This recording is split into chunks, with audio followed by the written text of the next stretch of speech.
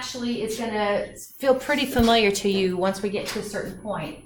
I want to talk about first things we call electrolytes.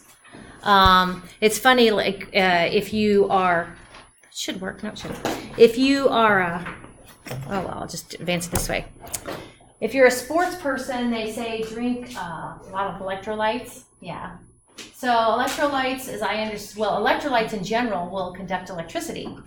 And they conduct electricity because they have ions. We've talked about two types of compounds. We're going to talk more about them coming up. Ionic compound and molecular compound. So ionic compounds dissolve in water to give you what we saw, positively charged cations and negatively charged anions. And they will conduct electricity. So when you drink electrolytes, that's what you're giving to your body in general. Okay?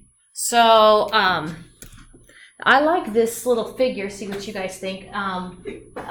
If we take ethanol, now ethanol actually is a polar substance, but the ethanol molecule will not conduct electricity. So I'm going to show you three figures.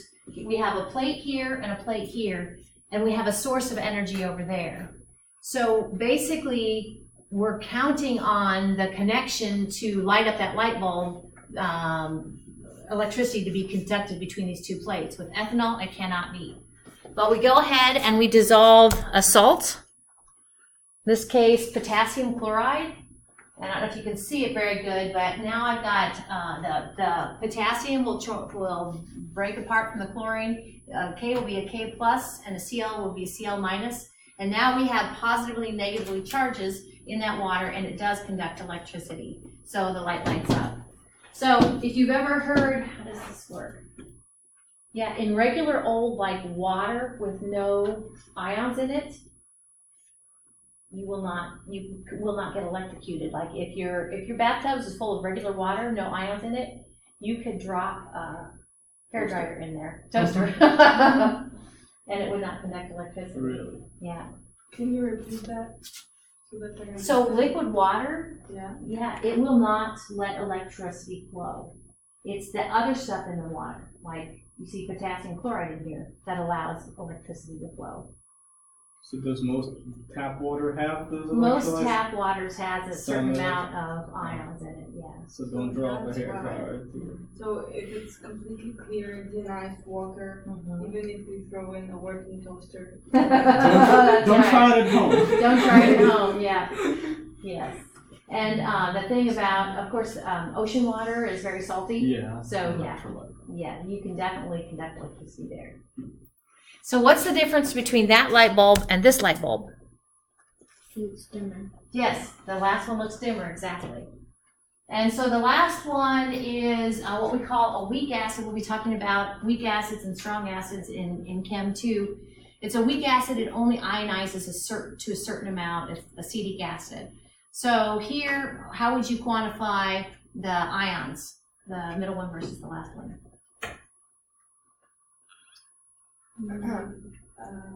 Only one separated? Yeah, exactly. Over here, fewer ions, exactly. So it translates to less conductivity, which makes it a dimmer light bulb. How clever is that? So here's kind of a quick and dirty way that you can actually use conductivity, or how much the light bulb lights up, to get a sense for how many ions you have in there. Okay. It's actually a way you can know your endpoint in a titration, and we call that potentiometric determination. But that was just trying to kind of show you an electrolytic solution, what we're all about. So I'm switching gears just to salts. Salts are a name given to ionic compounds in general. And we know it's an ionic compound if it has a metal. So sodium is a metal, so we're kind of coming full circle here. So sodium chloride is an ionic compound. It will break apart to give you an Na plus and a Cl minus. Calcium nitrate, Ca, quantity, NO3, 2 breaks apart. Now, this is a little bit different because you guys would tell me that 2 means I have 2 NO3 groups. So here on the product side, when I show it ionizing or breaking apart, I'm going to have to put a 2 in front of my NO3. Now, we haven't talked about ions and stuff like that, bless you. We'll talk more about it, but I kind of want to just introduce you to this to kind of show you one more thing about titrations, okay? So we have one Ca 2 plus. We'll talk about, you wouldn't necessarily need to know that's 2 plus right now. We'd have two NO3 groups, and it runs around with that collectively a -1 charge. All right. So this is showing you again potassium chloride. The middle thing right here, this part right here, is the crystal lattice structure. You can see this would be the solid, and you see little waters of solvation trying to come and break apart at the crystal lattice structure. It carries away the chlorines, it carries away the potassiums. One of the things about those cute little red and white molecules, of course those are water, that some of you maybe already know is water is very polar, and the red is an oxygen and the white are two hydrogens. The oxygen is what we call partially negative, and the hydrogens are partially positive. So that's kind of a directional sort of process. Do you see where my hydrogen is positive, is clicking up against my chlorine? Here my hydrogen is kicking up against my chlorine. If I find my potassium, which is a K+, what do I have bumping up against that? The negative oxygens. Yeah. So that's kind of really what's going on behind the scenes. That has to do with water being polar. That's just showing you the dissolving process. Okay, so for instance then, if we were, let's kind of write underneath the equation. We looked at, this is calcium nitrate. We know it breaks into 2 nitrates, okay, for every 1 calcium nitrate, and we get 1 calcium cation. So let's see, what is the concentration of the nitrate ions? So I find my nitrate, I write $M, because I'm going for what is the concentration to molarity. And it gives me that my CaNO3 quantity 2, my calcium nitrate, is 0.230 molar. Just off the top of your head, the fact that we have the relationship of 1 to 2, what would the molarity of the NO3 negative be? Had to pull in. What's that? It would be double, exactly. It would be double. It would be 0.460 molar. That's it. And I can kind of show you what that looks like. If we were going to use the factor label process, we would write the 0.230 moles of, yeah, this word you might want to write down. I've got to find something to write down. 0.230 moles of Ca quantity NO3 over 1 liter of solution. And then what you guys did intuitively was you grabbed the 2 here. So then if we use a stoichiometric ratio, it looks like this. Come on, go. Really? It looks like this. 2 moles of NO3 negative, because it's got a negative charge, over 1 mole of CaNO3 And exactly what you said. We're going to double it. So our number, when we take 0.230 times 2, we get 0.460. And the units would be moles of NO3 negative over liter of solution, or simply moles per liter is molarity. So 0.460 big M NO3 negative. Okay, so this is where, like on your test next Thursday, if you make sure you show all of your work, if you need to kind of skip from one thing to another thing, make sure you show how you're doing that. All right. So with all of that in mind, another thing I want to throw at you. We've been talking about chemical equations. Describe a reaction. Chemical equations can be balanced or unbalanced. I'm going to throw one more idea at you. It's called a net ionic equation. All it does is it removes things that are, I say, so if I hold up here, here's my reactants. Hold up here, here's my products. If you have the exact same thing over here and the exact same thing over here, they can cancel each other out. Those are called spectator ions. So a net ionic equation just removes the spectator ions, the ones that are just there watching, not doing anything. Okay, the spectator ion is like a spectator in the stands. Okay, how do I know? Well, I wrote the equation and I have it over here, and in the same quantity I have it over here. Okay, and between my hands is a reaction arrow. Okay, so they both go away. Okay, so the concept of net ionic equation is one that I want to introduce here with this titration. Okay, I'm going to show you the equation for this titration. One of the things I think Stephen asked is, at this point, not now, but before, at this point, would I ask you to come up with, write the chemical equation from words like this? And the answer is no.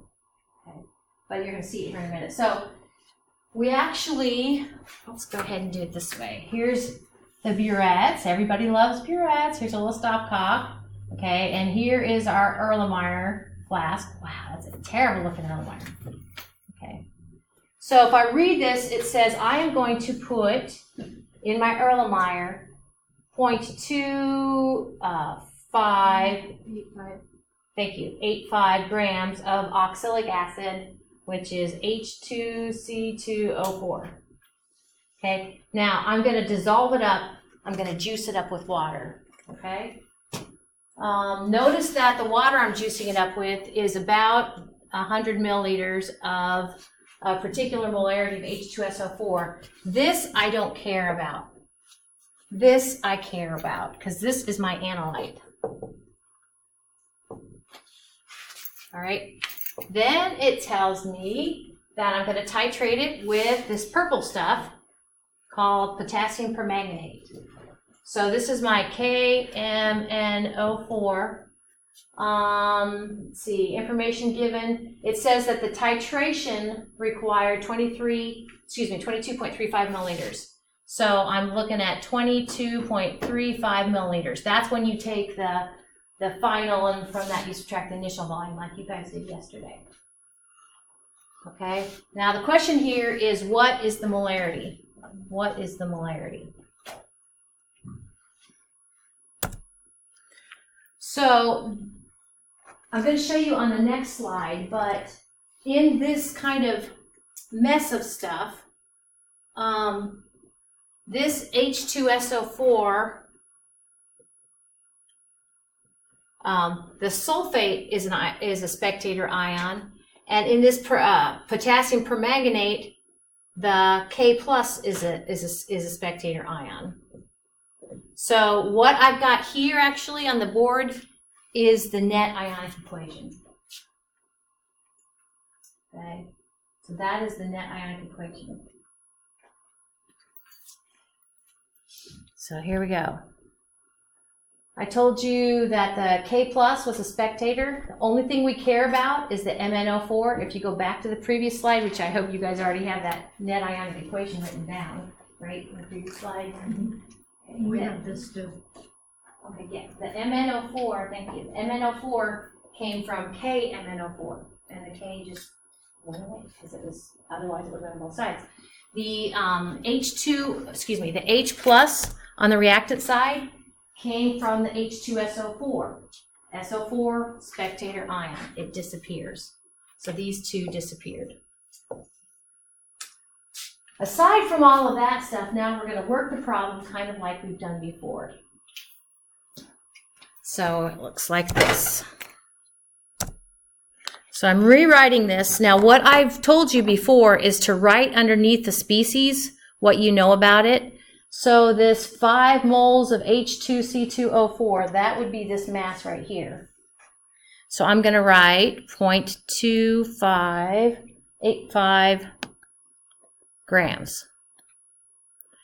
The MnO4, I'm actually going to go ahead and write the volume. 22.35 milliliters of KMNO4, which is the source of the MnO4. And my question mark up here, question mark, what is the molarity of KMNO4? So it's a little different than before. But we've been doing a lot of this. Do you see where you're like, I don't know anything about anything. I have a mass here, I have a volume here, I'm supposed to find molarity. But do you see where if we focus on this, what can I get? What can I do with grams?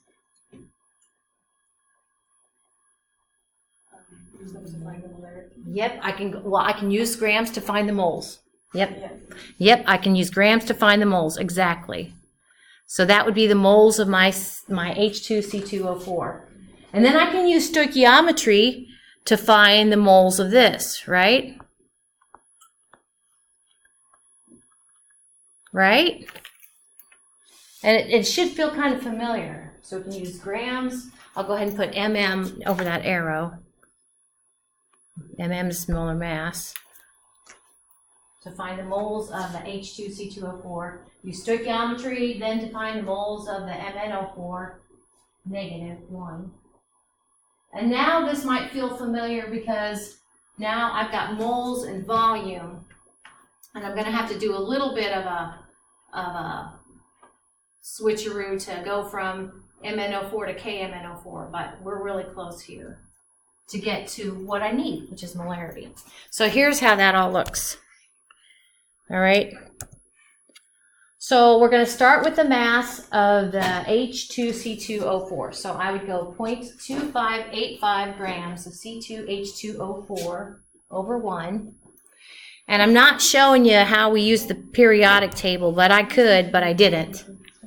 If we look up 2 hydrogens plus 2 carbons plus 4 oxygens, you're going to get a molar mass of 90.04 grams per mole. So here's where I use the molar mass. So I put 1 mole of H2C2O4 over 90.04 grams of H2C2O4. So how can I go ahead and use stoichiometry to get to moles of MnO4 here?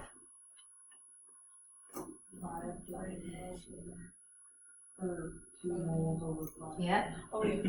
Yep, 2 moles. Yep. So I'll put 2 moles of MnO4 negative over 5 moles of H2C2O4.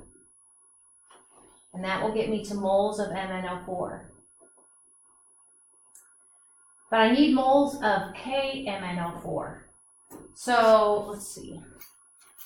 Looking at this formula right here, KMnO4. What would you say, and you could see it on a few slides ago when I show how it ionizes, but how many K, for every 1 MnO4, how many units of KMnO4 do you have? 1. Yep, that's what I get. So we put 1 mole of KMnO4 over 1 mole of MnO4, -1.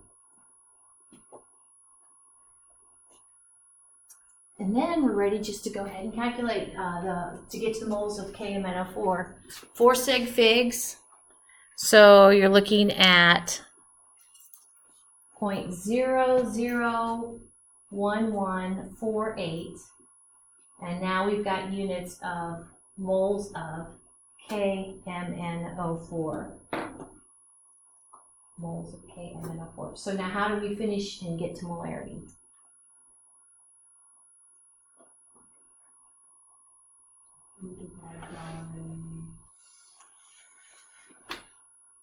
Divide by, yep, divide by that titration volume, exactly. That was that 22.35 milliliters. Yep. So we need to rewrite this. Don't carry over, take your time, because if you just slap that number, keep it straight from the equal sign and put it over 22.35, it will not make sense. So if we put 0.001148 moles of KMnO4 divided by 22.35 milliliters of solution, yeah, and then how do we need to fix it? 1,000 milliliters. Yep, 1,000 milliliters over 1 liter, exactly. And then 4 sig figs, you're looking at 0.05138 big M molar KMnO4.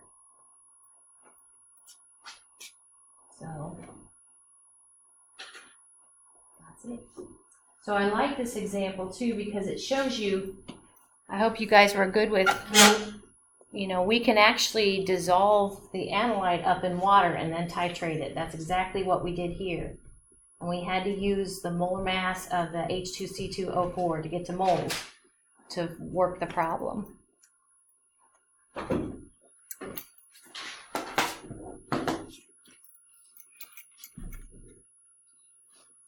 And actually, for this part, there is no specific Alta homework for this part. Seems a bit hard. Yes. Okay. So what I tried to say before we started with the strategy, we're going to go ahead and go to the combustion analysis, part 14. We're going to get to the first problem. That will leave us just a little bit to finish up with combustion analysis on Monday. Okay.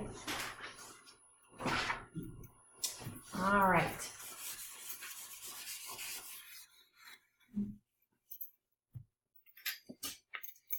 So, I like this topic. We'll see what you guys think. So we talked about empirical formulas before. Remember, an empirical formula is kind of a reduced formula. It's the lowest common denominator. Well, I don't know. It's the lowest set of whole number integers that you can have for something. Okay, so for instance, remember we said an empirical formula. What would this is hydrogen peroxide. What's the empirical formula of that? HO. Yeah, you got it, HO. Yeah, what about, what's the empirical formula? CH2. Yep, CH2, you got it. So with combustion analysis, what we're going to do is we're going to be getting the empirical formulas of the thing we're burning. Combustion, you're probably familiar. You think if I ask you what combustion means, you probably think of burning. Actually, you're going to see a little burner here coming up. So in general, what combustion means is integrating basically you have a chemical reaction and you're basically adding oxygen atoms to your reactants. So on the product side, you're going to see oxygen added. Okay. The two types of combustion, the two types of combustion I want to talk about is where we combust a hydrocarbon. So hydro meaning hydrogen, carbon meaning carbon. So hydrocarbons, combustion of a hydrocarbon generally would look like this, where the little subscript X and Y, okay, are what we're trying to come up with, the empirical formula of the thing that we're burning. That's one reactant. And then the other reactant we're just getting from the room, or if you have a fancy burner, you're injecting it with oxygen. The products for this sort of burning a hydrocarbon, combustion of a hydrocarbon, will give you carbon dioxide and water. Now, we're not going to do it this way, but actually there's a mathematical way that you can link the subscripts of the empirical formula of your hydrocarbon to the coefficients of your oxygen, your carbon dioxide, and your water. But we're not going to do it that way. We're not going to do that. The other thing I want to talk about is combusting something. I call it a hydrocarbon with oxygen, okay? So this actually, you can see the thing we're going to combust has not only carbon, hydrogen, but also has oxygen. Notice we're going to combine it with oxygen and we're going to get carbon dioxide and water back. So whether it's a pure hydrocarbon or a hydrocarbon with oxygen, you're going to get products or carbon dioxide and water. So at the crux of this sort of problem is and you can see it on the previous slide. I'll go back to the previous slide. All of the carbon here ends up as carbon here. Okay, all of the hydrogen here ends up as hydrogen in water. That's at the crux of working this sort of problem. If you throw in the oxygen, same thing. All of this carbon ends up as carbon and carbon dioxide. All this hydrogen ends up as hydrogen and water. Okay. Now, granted, and we're going to work this sort of problem on Monday, this is a little more complicated, kind of getting the oxygen out, but we can do it. So that's kind of an important aspect of working these combustion problems. Like I just showed you, all of the carbon from the compound ends up as carbon and carbon dioxide, okay? All of the hydrogen from the compound ends up as hydrogen and water. So with that in mind, let's see how we would knock out a problem like this. Coming up. Anyway, so when we knock out a problem like this, you're going to see that we have the mass of the CO2 and we basically tease out the moles of carbon in that mass of CO2. And we're going to have the mass of the water, so we basically tease out the moles of hydrogen. And we know that all those moles of carbon came from the thing that combusted, all those moles of hydrogen came from the thing that combusted. If you have the more complicated of these two types of problems, and if you have oxygen in the thing that you combusted, then we're going to have to tease that out by difference. And I'll show you how we do that on Wednesday. All right, so here's a little video to show you what that looks like. Chamber, we're going to go ahead and admit extra oxygen. And then we have these two scrubbers here, absorbent material that picks up the water and that picks up the carbon dioxide. You can measure that, you can weigh that material before and after the combustion to know how much weight it picked up. So as you're looking at data from combustion analysis, that's generally what they're doing. All right, so now let's work a problem. And I don't know, I kind of got in the habit of doing this. Let's see what, maybe it's just to show students or if it's just how I think of it. So here is my little pile. This is going to be my, it's a hydrocarbon, so CXHY. I don't know the relative molar amounts of this stuff. And I'm going to combust, I'm going to add oxygen, and I'm going to get carbon dioxide and water. And then I kind of lift those, the information up and kind of put it here. So the thing I'm going to burn, I start with 0.1888 grams of the hydrocarbon. Okay. The other stuff where it says the other number I have, the next number I have is CO2. So I'll put 0.6260 grams of CO2. H2O, 0.1602 grams of H2O. I think one of the reasons I like writing it in a picture like this is I'm like, if I have to go back and look at numbers, I'm like, oh yeah, that was the number for the water, that was the number for the carbon dioxide, that was the water, or excuse me, that was the number for the thing that I combusted. So in italics there is the question at hand. What is the empirical formula of the hydrocarbon that we combusted? Okay. So here, when we work this, you're going to see basically that we're going to focus on the mass of the carbon dioxide to get to moles of carbon. We're going to focus on the mass of the water just to get to moles of hydrogen. And then those relative moles actually are going to help reveal what the empirical formula is. One more thing, and it's not in my notes, maybe this will make more sense when you do a few of these. But do you remember the other day when we talked about empirical formulas, I made a little table here. Element, I just like doing this, element, carbon, and hydrogen. And then the next row is going to be moles, relative moles, and we're going to get those here in a minute. The reason I like the table is, remember like what we did before, is we can divide by the lowest. That's what actually I'm going to end up doing here. So I like the table. So here we go. We're going to use the mass of the CO2 to get to moles of carbon. So my first term is going to be the mass of the CO2. And again, I guess at this point in general chemistry, I'm assuming that you can knock out the molar mass. I think you've done enough of them. So if we go to the periodic table, take 1, the mass of carbon, plus 2 times the mass of oxygen, you're going to get 44.01 grams per mole. Okay, so here's where I put 1 mole of CO2 over 44.0 grams of CO2. So that's the molar mass. One more term will get me to moles of carbon from moles of carbon dioxide. What does that look like? 0.2 moles of oxygen for... I want carbon, yeah. 1 mole of CO2 is 1 mole of carbon. Yes. Or flip-flop, sorry. Yep. Very good. 1 mole of carbon on the top because we want moles of carbon dioxide to cancel. Perfect. Now, when we get to the hydrogens, go ahead. So that means that we need 1 mole of carbon for the 1 mole of CO2. Is that what it means? Yes. Mm-hmm. Yep, and we get that just That doesn't have anything to do with the hydrocarbon burning, that just has to do with the formula for CO2 burning. Oh, yeah. Yep. Now, you'll see when we work the hydrogen that you'll see why important, why that step is very important. Okay, so 4 sig figs. So I'm ready to put this number in my table now.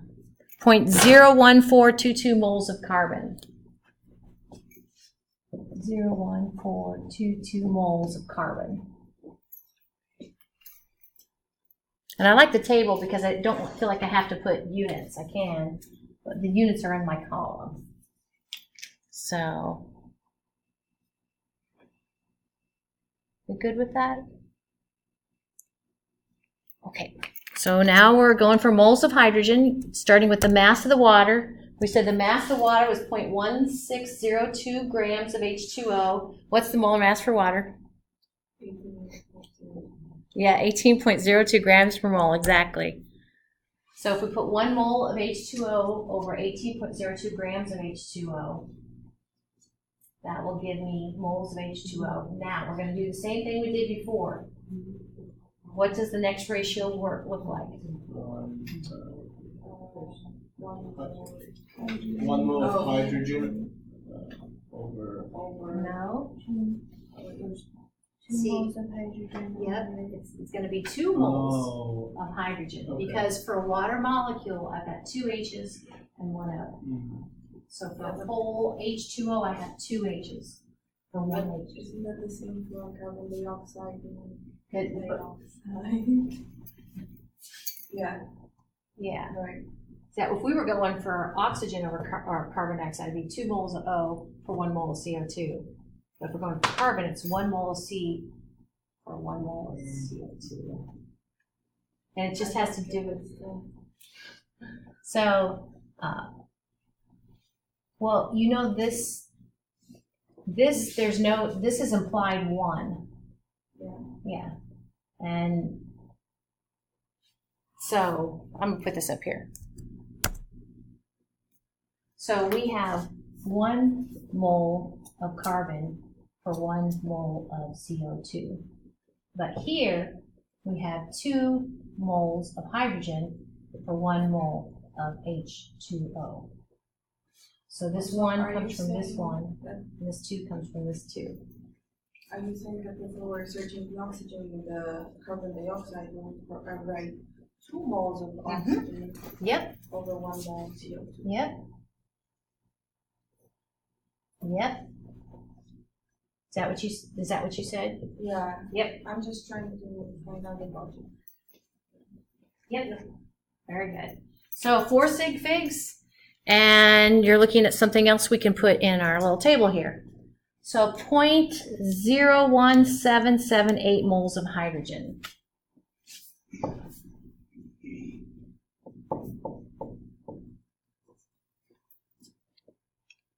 Yep. Okay. So what did we say before to make a column here? Divide by the smallest. Yep. So the smallest here is 0.01422. So of course this would be 1.00. And if you do this on your calculator, I'm pretty sure you should get 1.25.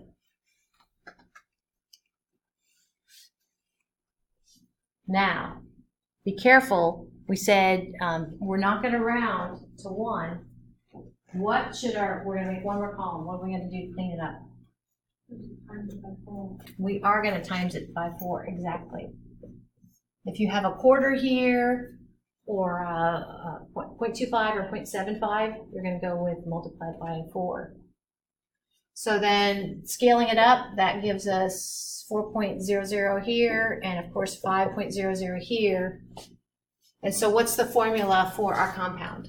C4H5. Yep, C4H5. That's my favorite part of working these. Yep. Totally. So if I was working on a test, you know, I would try to think through it. And okay. So here's how my slides go. This just says, keep in mind that this is all somewhat arbitrary based upon the mass of what we burned. And here I just simply take the ratio of moles of hydrogen to carbon, and you're going to get 1.250 moles of hydrogen per 1 mole of carbon. I like it this way, and I scale it up this way, which comes to the same thing. Okay. All right, so this homework isn't due until Thursday, but you can take a look at it and see. You've got all sorts of time this weekend to look at it. So that's all I have today. Call it a day.